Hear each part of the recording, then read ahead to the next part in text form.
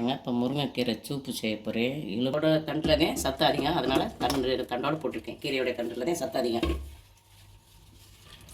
இப்போ கழுவி தண்டோட போட்டாச்சு. இப்போ பாருங்கள், இதை அரைச்சி வச்சா இந்த மசாலாக்களை போட்டாச்சு. என்னது சிறுஞ்சீரகம், பூண்டு, வெங்காயம்,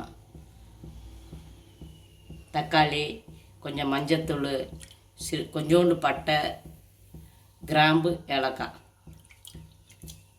அவ்வளோதான். இப்படியே கொதிக்க விட்ருங்க.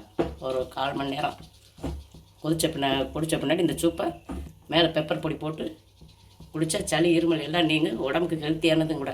அயன் சத்து இதில் அதிகமாக இருக்குது. அதனால் இதை தண்டோடு போட்டு நாங்கள் தண்டில் தான் இந்த சத்து அதிகமாக இருக்குது. கொதிக்க ஆரம்பிச்சிருச்சு. இந்த நேரத்தில் கொஞ்சம் உப்பு போட்டு விட்ருவோம். தேவையான கீரை சூப்பு நல்லா கொதிச்சுக்கிட்டு பாருங்கள். கொதிச்சிருச்சு பாருங்கள்.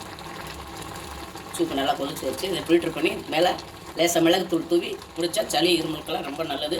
அதே நேரத்துக்கு அயன் சத்து உள்ளது அதிகமாக. குழந்தைங்க முதற்கொண்டு கர்ப்பிணிகள் வர எல்லாருமே சாப்பிடலாம். வயசானவங்க எல்லாருக்குமே, மூட்டு தேய்மானம் எல்லாத்துக்குமே, நரம்பு சம்மந்தப்பட்ட வியாதி, எலும்பு சம்மந்தப்பட்ட எல்லாத்துக்குமே நல்லது.